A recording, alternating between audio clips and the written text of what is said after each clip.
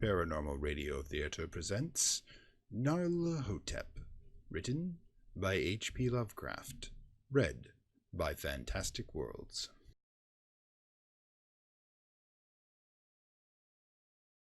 Nyarlathotep, the crawling chaos. I am the last. I will tell the ardent void. I do not recall distinctly when it began, but it was months ago. The general tension was horrible.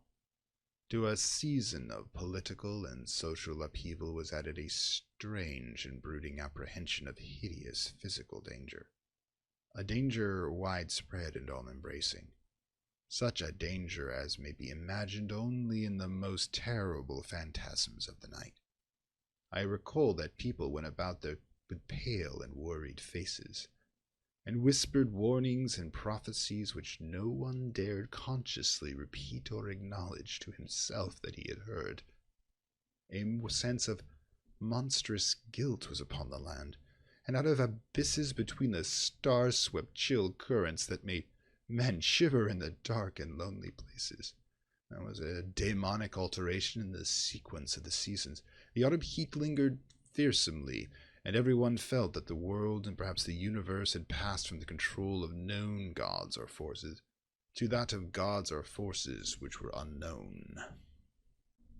And it was then that Nyarlathotep came out of Egypt. Who he was none could tell, but he was of the old native blood and looked like a pharaoh. The fellow he knelt when they saw him, yet could not say why. He said he had risen out of the blackness of 27 centuries, and that he had heard messages from places not on this planet.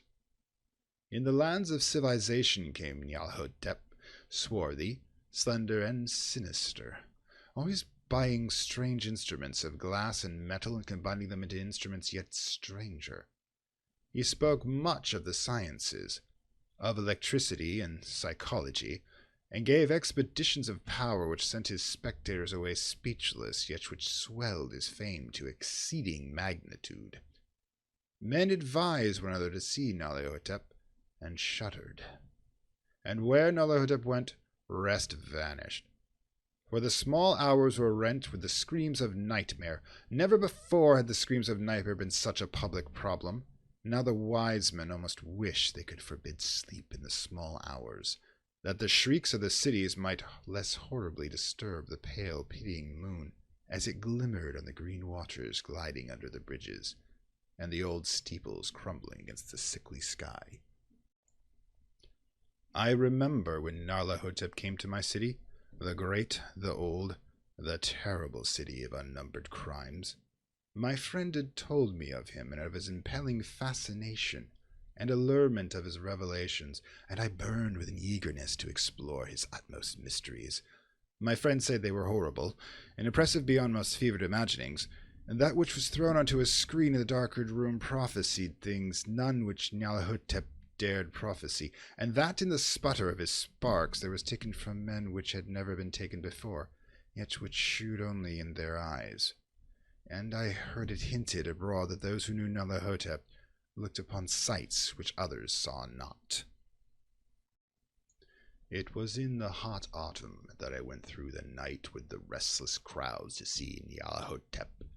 Through the stifling night and up the endless stairs into the choking room, and shadowed on a screen, I saw hooded forms among ruins, and yellow, evil faces peering from behind fallen monuments, and I saw the world battling against blackness, against waves of destruction from ultimate space, whirling, churning, struggling around the dimming, cooling sun. Then the sparks played amazingly on the heads of the spectators, and hair stood on end, while shadows, more grotesque than I can tell, came out and squatted on the heads. When I, who was colder and more scientific than the rest, mumbled a trembling protest about imposture and static electricity, Nyarlathotep drove us out, down the dizzying stairs into the damp, hot, deserted midnight streets. I screamed aloud that I was not afraid, that I would never be afraid, and others screamed with me for solace. We swore to one another that the city was exactly the same, and still alive. When the electric lights began to fade, we cursed the company over and over again, and laughed at the queer faces we made. I believe we felt something coming down from the greenish moon, for when we began to depend on its light, we drifted into curious involuntary formations, seemed to know our destinations, though we dare not think of them. Once we looked at the pavement and found blocks loose and displaced by grass, with scarce a line of rusted metal to shew where the tramways had run. And again we saw a tram car, lone, windowless, dilapidated, and almost on its side. When we gazed around the horizon, we could not find the third tower by the river, and noticed that the silhouette of the second tower was ragged at its top. Then we split into narrow columns, each of which seemed drawn in a different direction. One disappeared into the narrow alley to the left, leaving only the echoes of a shocking moan. Another filed down a weed-choked subway entrance, howling with a laughter that was mad. My own column was sucked towards the open country, and presently felt a chill which was not of the hot autumn. For as we stalked out into the dark moor, we beheld around us the hellish moon-glitter of evil snows. Trackless, inexplicable snows swept asunder in one direction only, where lay a gulf all blacker for its glittering walls. The column seemed very thin indeed as it plodded dreamily into the gulf. I lingered behind, for the black rift in the green-litten snow was frightful, and I thought I'd heard the reverberations of a disquieting wail as my companions vanished, but my power to linger was slight. As if beckoned by those who had gone before, I half floated between those titanic snowdrifts, quivering and afraid, into the sightless vortex of the unimaginable. Screamingly sentient, dumbly delirious, only the gods that work can tell, a sickened, sensitive shadow writhing in hands which are not hands, and roar blindly past ghastly midnights of rotted creation, corpses of dead worlds with sores that were cities, charnel winds that brush the pallid stars and make them flicker low.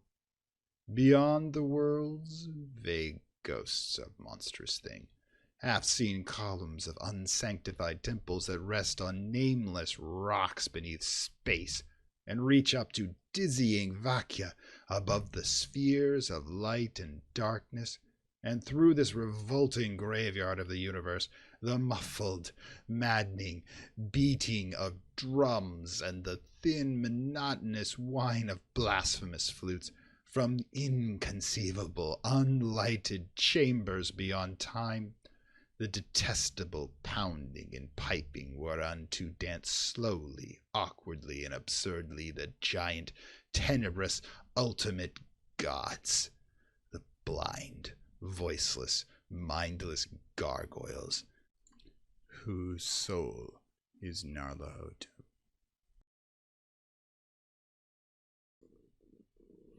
This has been Nyarlathotep, written by H.P. Lovecraft. Read by Fantastic Worlds. If you like this episode, please like, share, and subscribe. As promised, this reading was unlocked when the channel reached 75 subscribers. The next story, From Beyond, will be unlocked at 100 subscribers. This has been a paranormal radio theater production.